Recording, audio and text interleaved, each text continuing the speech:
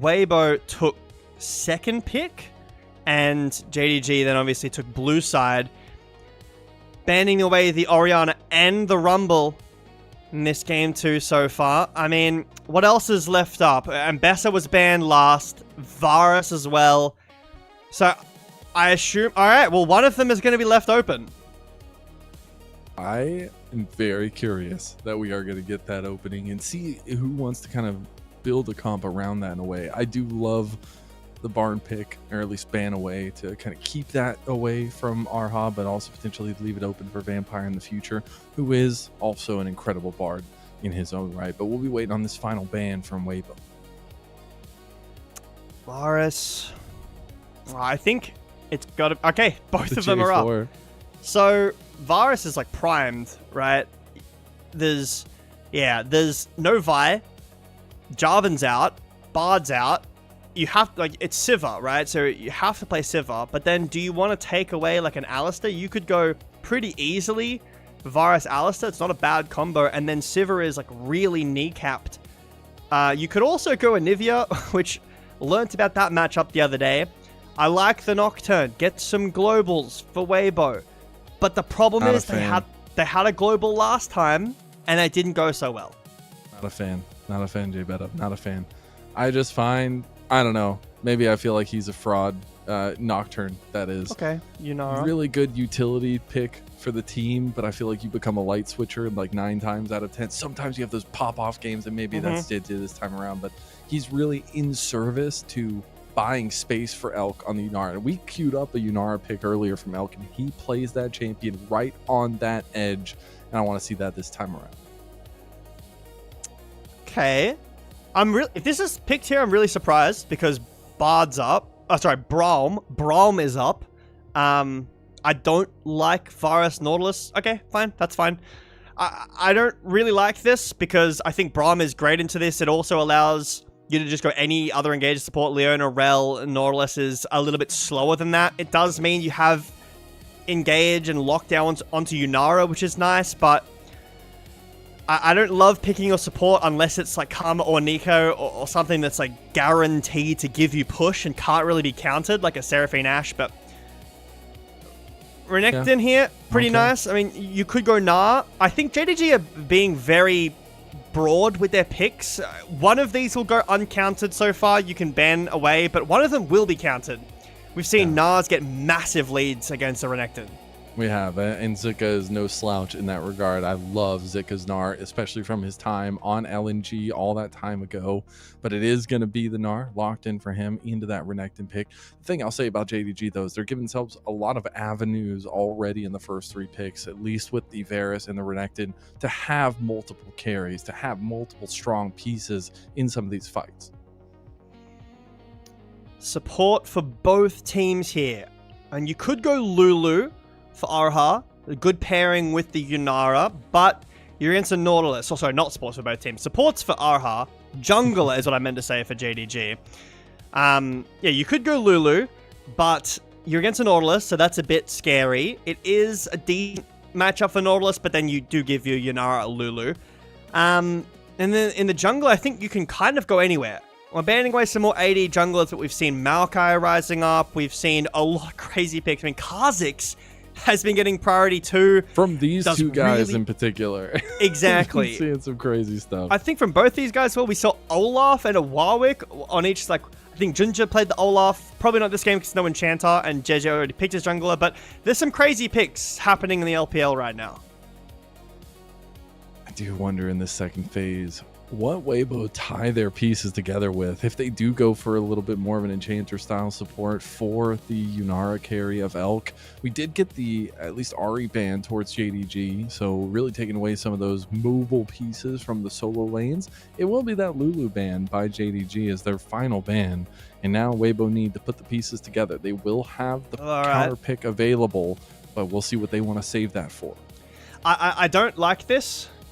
I don't like this. The reason I don't like this is you can see support. I would just pick the support pairing with Yunara, counter. You already see there's a Renekton, a Varus. Like, you need to be able to get through the lane and counter pick mid against HongQ here. But instead, Xiaohu is on another global. Didn't look great on the Rise last game. You've invested a lot into global, and that playstyle didn't work last time. You have to have impact on side lane. HongQ, okay, Magic Jungler then, right? We have to. Lilia, Zyra, Nidalee. Nidalee Renekton's a really good combo. It's very difficult. Zyra, I like it. Look at the smile on JDG's face there too.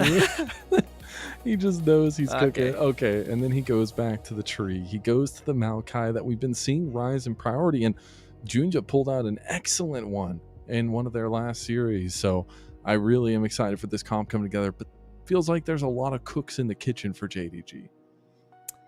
Yeah, see, I really feel like you could have picked the Rel earlier. I don't necessarily think that you needed to see Yone Maokai to pick Rel.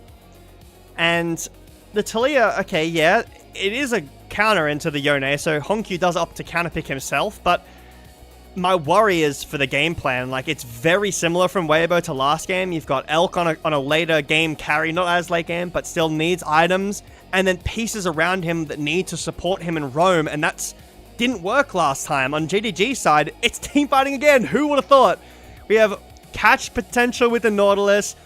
We have a Yone, Maokai, who's presumably going to go full AP, so his saplings are going to do a ton of damage as well. And that ult, it's very similar to how JDG were playing in game 1.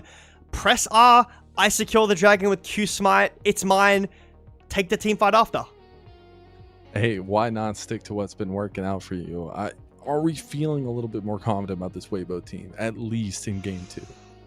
I have to be, I guess. You know, I think it's not obligated. Yeah, I like that the CC is there from Xiaohu. Rise has CC too, but it's a bit more range for this comp as well. The team fighting is pretty decent. I like the Rel. The Nocturne is very, very strong globally. My concern for this team right now is how they looked in that game 1 with a very similar style of draft with the globals. They've invested a lot in draft onto the globals, and if that doesn't work, they're going to get out-team fought. And it just feels like Weibo, what they're doing is they're going through the greatest hits of Elk so far this split and trying to figure out, does it work with any comp outside of that? But it hasn't looked together yet. And again, we worry about the setup in this game too. But Weibo need to turn it on now, where they are backs against the wall. JDG versus Weibo. Game 2 starts now.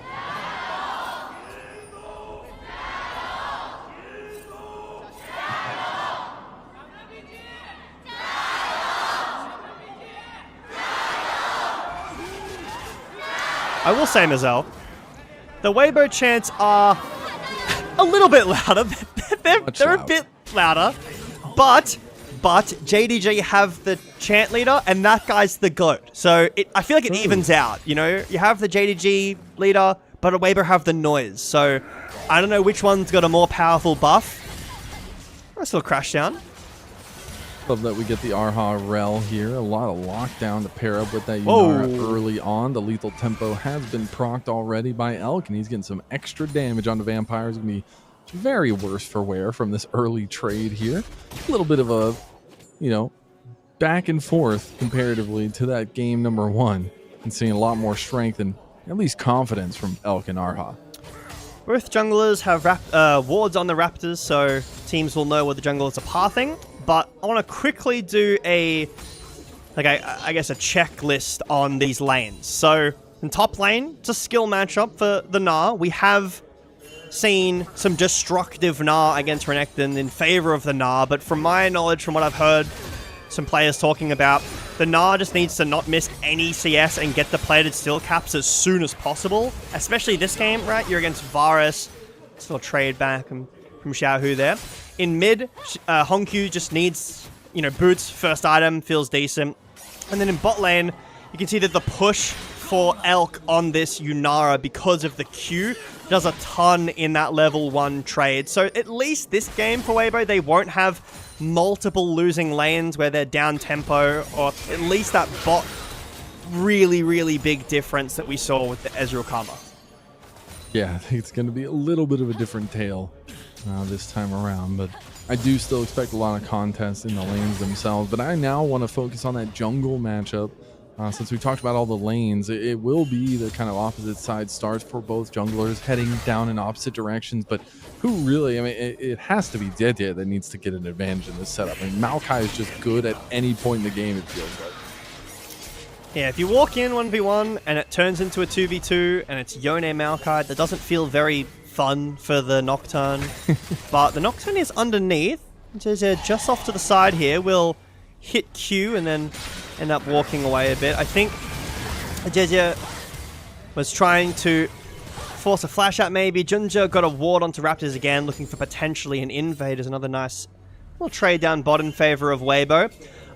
I'm not convinced, Mazel, and I'll tell you what I'm not happy about this game. So JDG have 3 TPs, right? Obviously, Gala, the lethality virus sometimes sometimes can go the TP. Xiaohu is going Ghost again, which we saw in game 1.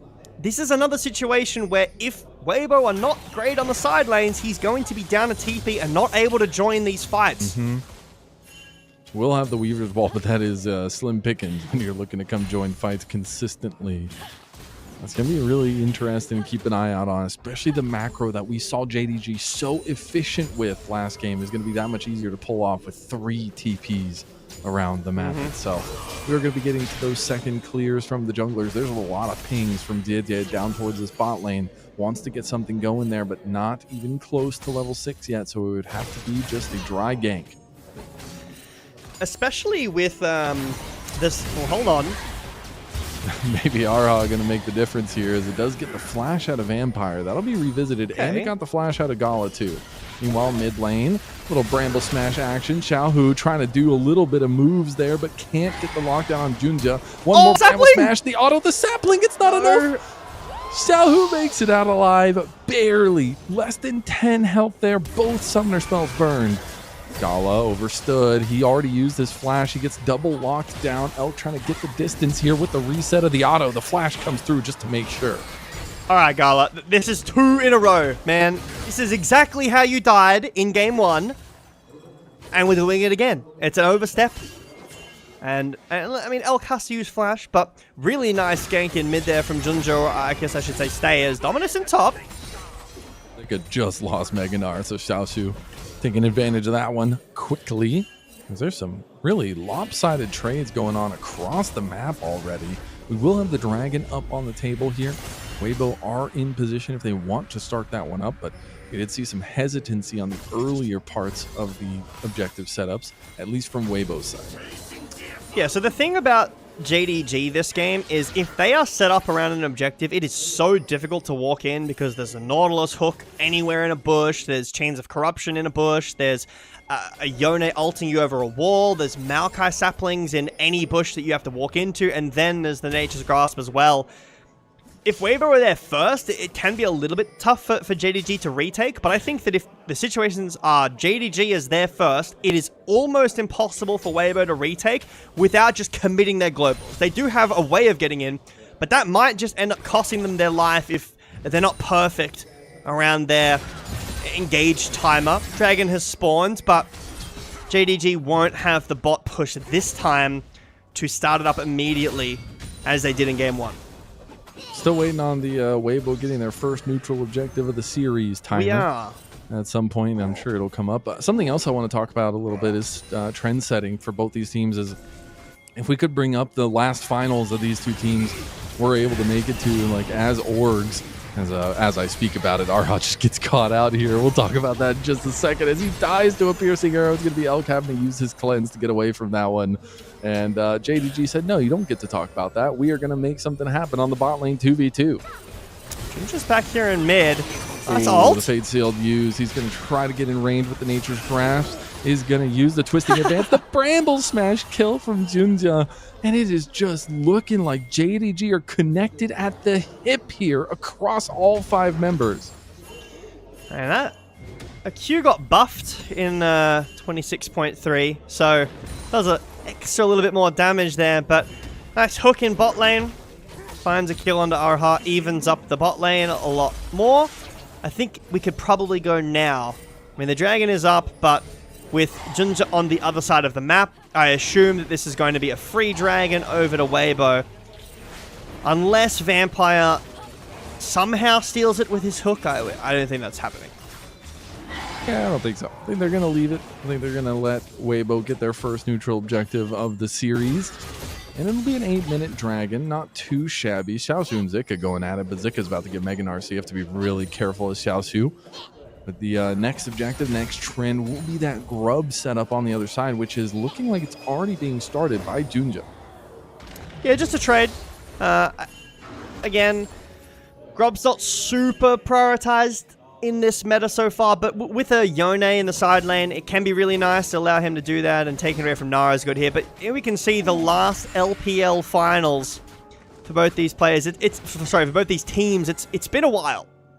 That JDG picture is going to hurt a lot of fans there. 2023 seemed like the golden year. But it's been a while since they've been back to that precipice. Last year it felt like a train wreck, unfortunately, and for Weibo it's been a long little while since they found themselves at the top, already making one of the top finishes for the org here in their history in this playoff run. And now we're taking a look at the next steps for both teams. We're getting closer and closer to those first items. Level 6s are already across the board. Do we see it up in tempo, a little bit of up in pressure between the two teams, and do you favor either side in this kind of mid-game section that we're going to be coming up on? Two of these items, I think that will help us answer the question. And ults are available for Weibo, they're globals, which is quite nice, but there aren't any strong item spikes. So I think that the ults favor JDG around a dragon, right? Around any kind of skirmish. I think that Weibo have to be better around their setups. You know, lack for a better word, just better. They need to be first, their vision needs to be better, they need to take appropriate team fights when they can, if they're up numbers, because if they let JDG get in, it's going to look very similar to last game, where, like I said before, you're walking into a ton of CC, including these Maokai saplings. And I hate to be the hater, but I'm going to be giving a very introspective look to this Nocturne all game long, because it was a team that banned away the Orianna, the typical combo. They are wanting this pick that has been very tough to find wins on in the LPL so far this year, and something that Jiejie has returned to time and time again, but it has to pay off. When you are facing a comp like this with all the setup, it's tough. Maybe this is going to be the payoff here. Paranoia, first one used, and it's beautifully timed. Mega Gnar ult from Zika, and a kill for Weibo. Great timer. 2.5 minutes on the dragon. Xiaoxu caught out a little bit. I think that it's probably a kill either way. Maybe not. Maybe Xiaoxu. Oh, hold on. Ult in mid. Will just be surfed away by Xiaohu there. Some gnarly rock waves. Erha does have flash. Nice little double CC chain with the crash down there, and JunJia's going to have to flash. Uses the brand flash, is out of there. Big fake sealed right back from HongQ, buys so much space for JDG. I can't believe he lived there. And the very comfortable base in front of entire Weibo team. No sweat. Maokai off of JunJia's forehead there. But, I mean, Weibo find a pick up in the top lane. I think HongQ saves his jungler there really, really nicely. But Weibo with the first Drake, you know, okay, they lost grubs, but they're in a decent position, you know, finishing some of these first item spikes. Kraken finished. The experimental hex plate for Jiejie finished as well. So if we're going to make these skirmish plays happen with Nocturne ult into top, you know, try to catch out JunJia in the mid lane who's being disrespectful with his positioning, I think Weibo are in a much better spot than game one. We're hoping you can see a little bit of this life, given it's much better position to be in than they were last game. Let's just start off with that statement at least. We are finally reaching that first item precipice here for everyone, and it is going to be that dragon coming up in about a minute. I would expect there to be a little bit of presence from JDG, not wanting to give over as many early neutral objectives to Weibo. Yeah, so all the summoners are available. I think the most important one is that Erha flashes up. He didn't need to use it to get that, or a almost kill onto JunJia. Being able to Q flash someone is really, really nice. Remember, Gala doesn't have cleanse. Being able to, you know, flash in an R or W crash down. But look at the movement. Look at the map movements. Look where Jiejie is. It's 25 seconds, and he's late to this objective again. Poke damage from HongQ there. Little also side fact here, JunJia really the only AP damage focus for the side of JDG. Love that he went for the Leandres first. Get a little bit of extra damage here. You saw that damage kind of come to work for Erha. Xiaoxu will be pushed off in the top side. Ultis used without abandon from both of them. TPs available for both as well as JDG start up the Dragon. Yeah, this should be done. I think if Waybo go in now, it's really bad. But yeah, like what you mentioned with the AP saplings, I think some of the most annoying things to walk into in this game are, you know, Teemo shrooms. If you ever played against a Teemo jungle, that sucks, man. There's just shrooms everywhere. Shaco is another one when he goes AP and the boxes just one-shot you. But Maokai saplings with full AP, if you're a carry and you're squishy, that sucks too. It really does. You're slowed. A lot of the time, your team will like run them into you as well. That's awful.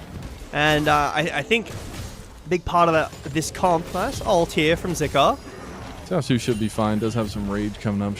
Okay, they're not going to get a heal off there in the end. He did just use TP, and Zika did not. So a bit of an advantage there for the top laner of Waybo.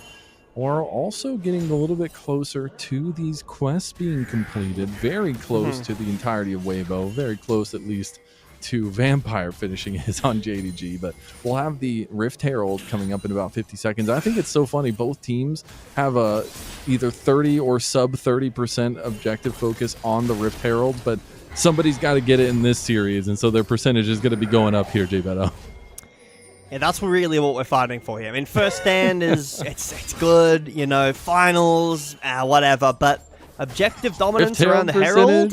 Exactly. That's where we are fighting for. Lila around the Herald. It's another fairly slow game from both these teams. This is obviously a really important match, so it's not surprising to see the game be slowed down. I think that it is a bit surprising to see from JDG, but this is good for them. Again, they've had problems with being way too fast, specifically from JunJia. If he can set the pace, and it's like a reasonable pace like this, I like it.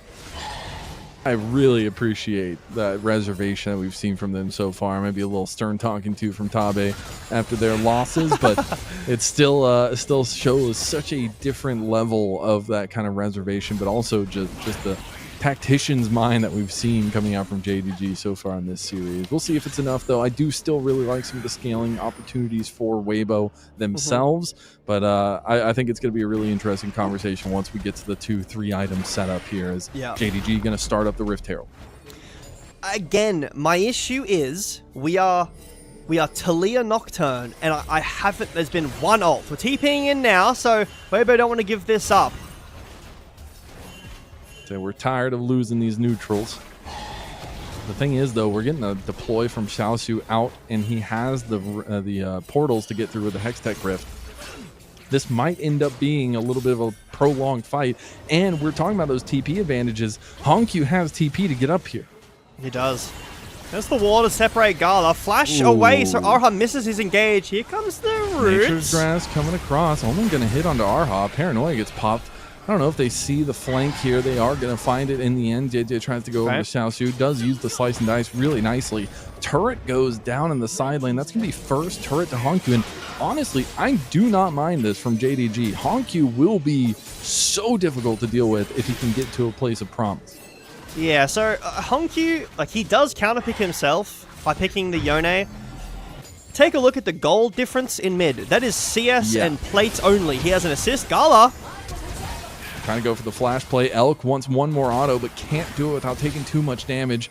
Piercing arrow does hit on the back end too. Now he's surrounded. Depth charge going to be used. He's going to be locked down. JunJia trying to get in range. One more bramble smash right into the waiting arms. And JunJia will pick up the kill now. HongQ has arrived. Fate Seal goes right in onto Jiejie, and Jiejie not tanky enough to deal with it. The snapback's going to get the kill on him anyways. And that's going to be a couple quick bang bang plays from JDG. There's no ults for Waybo. They have no Paranoia. They have no Weaver's Wall. So HongQ's first.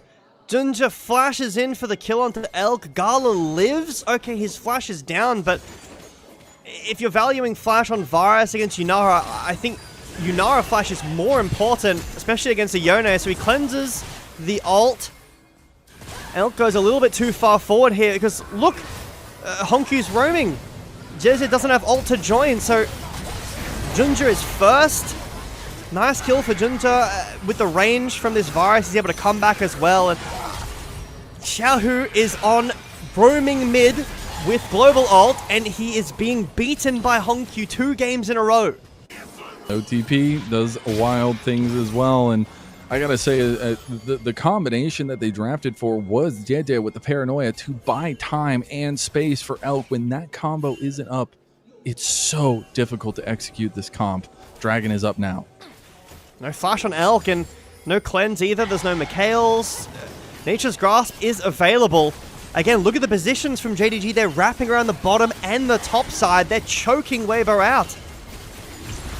Comes the Nature's Grasp. Paranoia is going to be popped. HongQ's looking for the straight kill on Jiejie. Jiejie gets the smite fight there. We know him to be the best smiter of the tournament so far. It felt like Erha going for the engage. They go straight on to Gala. Meganar hits as well. HongQ and JunJia cannot join the fight, and Waybo have found the perfect split, but HongQ finally joins. Finally comes over. Gala is still alive. The rocks are not enough to take him down. It's like the Matrix up in here for JDG. Waybo left wanting time and time again in this series so far. All members still alive for JDG. I don't know exactly if you saw what happened there, Mazel, as Xiaohu will be chased down. He might be able to get this execute, but when we get this replay, I want you to watch what happens. I'm not going to spoil it. Watch what happens to Na when the Weaver's Wall is put through, because it completely ruins the fight. I think that JDG, they start the fight out trying to kill Jiejie, who gets the smite steal. That's a really important part of this. It's not that bad for Waybo. You know, they lose some, but Jiejie gets the dragon. This is really nice. But I just want you to watch what happens to Zika in this play. So, really nice smite steal. Here we go. So, JDG is split up here, which is bad for JDG's comp. But here comes the Weaver's Wall. Zika, nice ult. Where is it? Here it comes. Look what happens. He gets stuck Ooh, in over the wall. He gets pushed over the wall, and Gala lives. He's on top of Gala, and he lives because Zika gets pushed over the wall.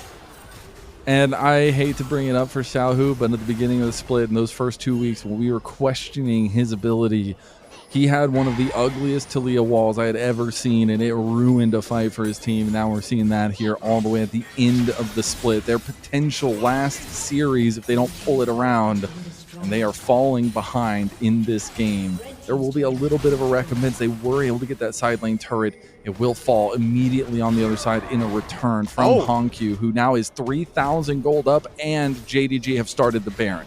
This is just gone. I don't think that Vision Plant saw Paranoia is up, but I think it's just done. I think the Baron is gone. This is a T1 Baron. They'll know now, but it's done.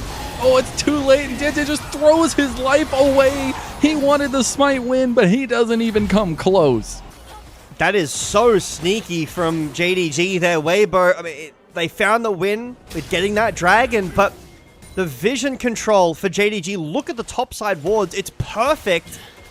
And Waybo check last second. Jiejie is not able to get in with the ult. HongQ is up 3.3 thousand gold against Xiaohu in a matchup that is not easy for Yone. It is not, and HongQ is doing an excellent job here. Xiaohu will end up finding a little bit of a trade on him, but nobody else can really come deal with HongQ either.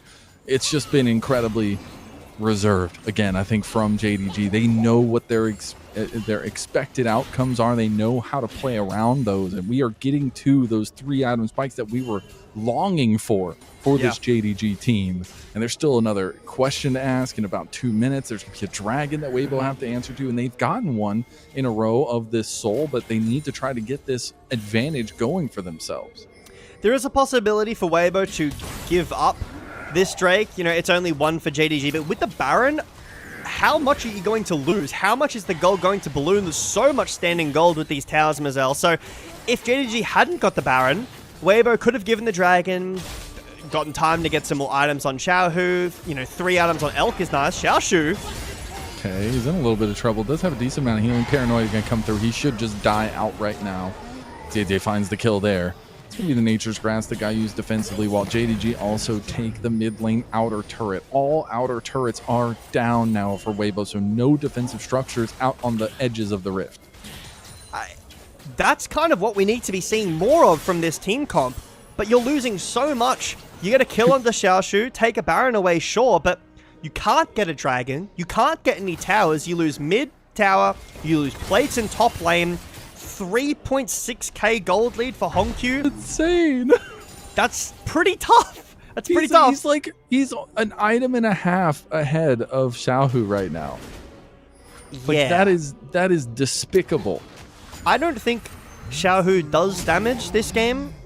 We need like the literally 20 more minutes. Just a little caveat for Xiaohu, something we didn't really mention as well, as the Talia is incredibly good into this style of comp with the Unraveled Earth. Like, moving through that in the fight, if it's positioned well, is so difficult for a lot of the moving pieces of JDG. But that's a far cry from winning an entire fight when you're down this heavily, and Dragon is up now.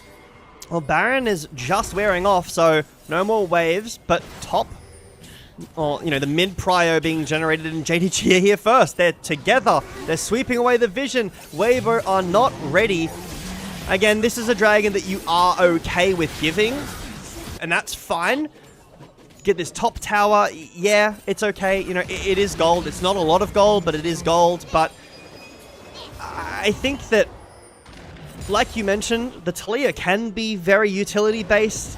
I haven't seen enough utility to play around Elk, and that wall is still, like, circling my brain right now, that last wall, and it's not... Living rent-free, not bro. making me think nice things. You won't like Jbetto when he's angry. We'll see what happens if Xiaohu can kind of clean up some of these performances, though. But I will give some caveats that there is some serious team fight potential on either side. But a lot of it is going to be execution based. If we're going off that, I think JDG have earned the respect in this series to be taking that one. 3 items for HongQ. Infinity Edge completed. Insane power spike for a Yone. We've all seen this before. Now it's up to HongQ to pilot this one to victory. So, Xiaohu just based. I thought surely he's got Zhonya's. No. So it is Bork, Shieldbow, Infinity Edge, Yone, level 16, against level 14 Seraph's Talia. That's it. He has Seraphs and an arm guard and some change. That's it. So, Xiaohu is so much stronger. Like, the gold doesn't... Sometimes we've seen gold leads that don't mean a ton. You know, 3 items are already completed. You feel in a good spot, especially if it's a scaling 80 carry. The gold leads can be a little fake sometimes. This is the most real gold lead in a lane I've ever seen in my entire life. In fact, JDG are up 3.6k gold. HongQ is up more than his entire team is combined. That's insane, actually. We'll see if it comes to bear, though. And I love that story for HongQ. I mean, I think everyone was wowed by this guy last year with all of the hoops that he was jumping through on the international stage from the LCP. And it was a pleasure to see him coming over to the LPL and get his shot right alongside his jungle duo in JunJia. And he's been, again, I said it earlier, a breath of fresh air to the LPL. His style, even in losses, he still continues to play his way. And now JDG going to potentially get caught here, but JunJia is one with the forest and gets out. May the forest be with you, JunJia. And it was. I know that this is the last time I'm going to say this, but maybe 4,000 gold. Look at the CS difference in this mid lane. That is... It is 26 minutes, and HongQ has 320 CS. Is that allowed?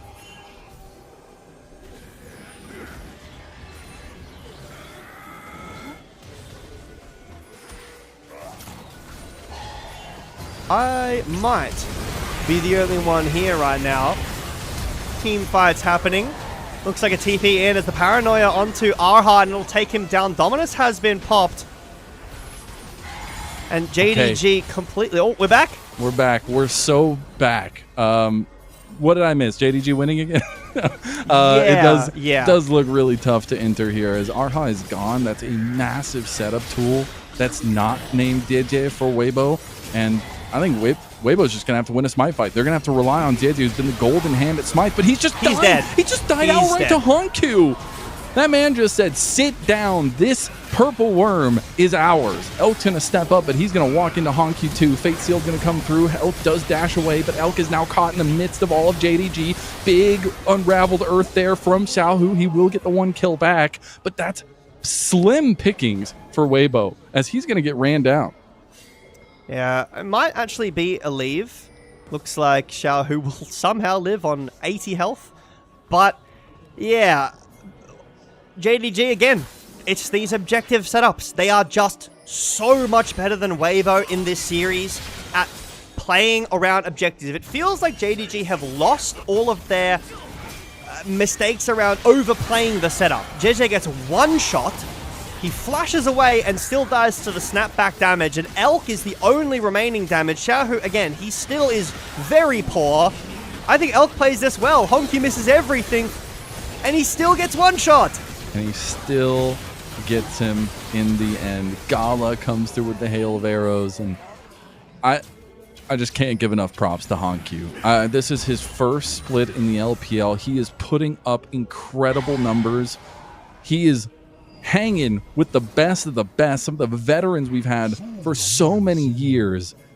And he's honestly walking Xiaohu down the lane at this point. I'm not saying there's a leash involved, but he's walking. And JDG's looking really strong, about 5.3 thousand gold up. Still the Dragon up available for them as well, which they'll be doing with just HongQ. He is nearly 5,000 gold up. I will say Xiaohu did buy a full Rabadon, so there is some AP. Like, what is that, 380 I can see there on Xiaohu, but it's just not enough. There is so much burst damage from JDG, so much quick application of said damage. Elk is really the carry right now because of how strong HongQ is and how weak Xiaohu is. So Elk needs to live, but you can see that when Jiejie can't steal the objective, Elk dies first. He is the first target. JDG's team fighting remains on top. Any ADC hates to see a Yone coming, even when they are low or not extremely ahead, and HongQ's extremely ahead. Also, congratulations to Gala for 700 total games. That's a lot of games in the LPL, and you love to see it. And we said, you know, as long as there's not a big gap in the bot lane, it will let the rest of JDG function, and function they have. Gala has been stalwart there against Elk, and it really enables the other pieces of JDG. I think as well, this is kudos to Tabe or whoever, you know, did the Lulu ban. If this is Lulu for Erha, HongQ can't really do what he's doing. He goes in, gets polymorphed, and he's not really allowed to play the game as much. But the Lulu ban means that it's not an enchanter to protect Elk. It ends up being this Rel, who Erha has had a quiet series. He's had a very quiet game too. I don't necessarily think it's his fault. He's engaging into a 5,000 gold lead Yone. He is just pressing tab and saying Naisu Gameu. There's like nothing really he can do. The teamfight is done before he can. Mazel, this game is kind of over. I mean, it's feeling like it. We've seen throws, but this feels almost unwinnable. It's Hextech Soul as well, with saplings and virus damage with the range. You can't even move. It's really tough. And honestly, it's starting to beg the question, is Waybo run out of gas in the tank, right? It's been an incredible lower bracket run. And shout out to you on Twitter, specifically the upper bracket matchup, the finals. Whoever loses that has a really hard time usually making it into finals, with that percentage being under that 50% mark. And maybe JDG just have what it takes to use those silver scrapes buffs that they've gotten in every series they've played to make it to that final. Yeah, Xiaohu's going some pen now, so like the Zhonya's isn't finished. It's a one-time use, that's fine. But then, like normally you'd love Rylai's on Talia, maybe a Leandry's as well, to get through some of the HP that's being built up by this Maokai, by the Yone at this point. With the Jack Show completed, this Yone is completely unkillable. But it's just the Seraphs and the Rabadons, and Elk is getting close to his 4th item. This Yunara does do damage, but there's so much damage on JDG's side that, again, if Elk's dead, the fight is done. And I just think the biggest thing here is the fact that, again, it's just been full JDG control the entirety of the time. Like, watching them work around the map, the macro that they've been willing to play with. I mean, they are circling around potentially a third Baron of the game at 33 minutes in, and it's just been impeccable. They seem to have learned so much from their previous outings and even their loss. You're talking about what's better, the upper bracket buff or the lower bracket buff? It seems the to me... 5-game buff. Yeah, the back-to-back-to-back 3-in-a-row Game 5 buff is quite a lot better. I want to talk a little bit about, you know, the drafting, mostly for next game, to be honest. But the last two for Weibo, I don't necessarily think that the drafts are bad. I think that this is so unlike Weibo. The side lane punishes in the series against AL were nice, but they haven't really done anything in this series. A little bit more in this game. You know, they found some kills. The dragons are okay, but there's been no real side lane action. A little bit from Jiejie, none from Xiaohu at all. He's used one Weaver's Wall, traumatized this entire team, and then never pressed R again. I feel like if you're drafting a comp like this, you have to be more proactive. We will have at least the GA completed for Jiejie. We'll see a little bit more oomph in the tank at least, but feels like this dragon in about 20 seconds could just be one of the final nails in the coffin for Weibo in game number 2 and push them to a match point against JDG and potentially their last series of this split. JDG are already forward in front of the dragon. It's going to be up to Weibo to find a way in. This is Sol here. Here's the paranoia. He's maybe looking a for steal? a target. He's looking for an angle. Nature's Grasp delays it. Nature's Grasp denies it. He doesn't even use it.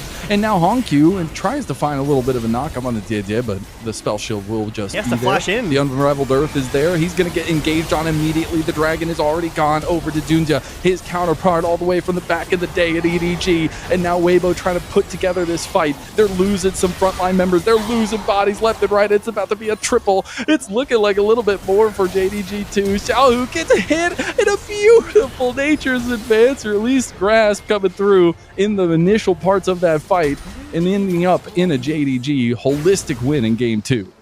JDG's team fights and setup Mazel are just perfect. I think Elk played that mechanically really well, but Jiejie is not allowed to be in the pit ever this series. He's gotten 2 dragons and a herald. And another soul for JDG. The stat continues, and JDG win game 2 in one of the most convincing games we've seen from them this split. The CFO duo unkilled in the second game of the series. Multiple banners coming up from the multiple teams that this team was built off of. But an incredible duo star performance from JunJia and HongQ to set the stakes of this series. I have to say, I was expecting more from Weibo. I was genuinely concerned for JDG that, I mean, Weibo have beaten them both times in the regular season. They are looking really good against AL. Okay, a similar score to JDG when they played against AL, but this is a complete smash so far. Weibo have not done anything. It looks like a different JDG. It looks completely like we're talking about on the podcast, the tiers. JDG is a tier above right now. Apparently so. Honestly, incredible performances from them in back-to-back games, but just a loss for words for Weibo, for a team that had been so efficient, so fun to watch in this lower bracket, has gone quietly limp here in this potentially last series. And it's really something to say for JDG, the approach they've had, maybe some of the prep they had coming into Weibo, a team, you know, like you had said, gotten the better of them throughout the regular season there. But it was an entire team performance this time around. Yet again, the draft, very plain on paper to execute in a lot of ways, you know, having that kind of tankiness and the setup through JunJia as well. And Maokai's looking really good right now. And I think JDG are going to be very happy with that pick. Yeah, well, I'll jump on this one a bit earlier than we did last time. Definitely the HongQ Pog for this game. He played unbelievably. I've seen that matchup go pretty badly, but for Weibo, it's got to be a completely different look in the draft. Like, we need to bring out the Warwick again. It's got to be something completely different. Again, if you've got anything in the bag, your back's against the wall. It's double match point here for JDG, and they haven't really shown anything. They've been playing very simple. We're going to draft team fighting. We're going to play around Drakes, and they've just done that the entire series so far. I think the macro from this team looks unreal, and the team fighting, they do genuinely look like the best team fighting team in the LPL. And I think they've learned some of their harsh lessons here, especially at that last series. But it's been multiple team fight comps. It's been really well executed. I think the small saving grace has been that Elk is still looking pretty good in a lot of cases. Couple flashes he's going to want back for sure, but I think the duality of how aggressive JunJia has been and how proficient he's been at controlling the map, and the fact that we're not seeing a bot lane gap, we're seeing Gala hold on against Elk, is leaning to so much success for JDG. In Game 3, I need to not see Gala die for first blood again by getting caught out at like level 4. That's happened both games. If he wins, does it matter? You know what? You're right. You said you like a results-based analysis. That flash actually mind-controlled Waybo into not being at an objective on time the entire series so far. So, really nice play from Gala. No, but other than that, I think the JDG haven't made any mistakes. They look so much better than Waybo so far, and I say that, I've said that a few times now, because I didn't expect that at all. I was talking to some people, especially on the LPL team here. This Waybo team looks scary. Slayer, I think on the podcast, was saying Waybo ramping up. You got to put your back. You got to put your money with the magic here. The lower bracket run that this team has been able to do so far. Take it off. Why is this a highlight? No. Dude, LPL observers go crazy. Anytime they can slander our players. Yeah. Anytime. Oh, God. I didn't even see that. He missed the slice and dice over the wall. Yeah, this is what the comp should look like, Oh, God, that was a sapling like Weibo's best hits here. Oh, my God. That's a lot of damage. HongQ, an amazing game. JDG are just better so far. That's it. They're just better. They're miles ahead in this series so far. They are. They've used some very good drafting to set themselves up for success. But that is never to say that Waybo is fully out of things. I think that's something of the underdog story that Waybo have developed for themselves, is there just always seems to be a turnaround at some point in the series, even if they look pretty distraught after a game. If there's things that go wrong in a game, we have seen their big bounce backs, and that speaks a lot to the veterancy on this team.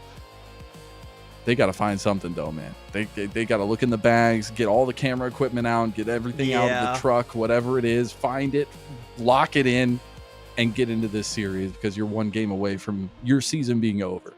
The good news for Weibo is they can ban Pantheon, and there's no more globals.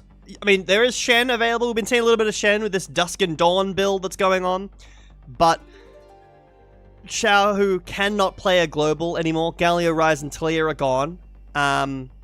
Hoping to see him on something a little bit more team fighting focused. I think that's what JDG want to play. You've tried your own game style. I say tried with a big asterisk there. Take it to JDG. Fight around these dragons. We'll see if they can do so. I think the first things I want to see are a stable draft. Something easily executable. Something that on paper already looks like a good comp, that doesn't need any extra conversations or extra phrases to make it look better, and just give themselves that little bit of breathing room, because JDG is not giving them any. And I do expect HongQ to end up getting... It's JunJia! I mean, he was insane. 93% KP on a Maokai, and he literally forced all of the decision making for Waybo. But HongQ, man, come on, HongQ, he deserved it. Sometimes it's like, okay, the mid laner got the MVP, they did a lot of damage, they got the kills, whatever, but it was his team that carried him. No, Not this time, I think. But not to take away from JunJia. He's had an amazing series so far. The Maokai was good.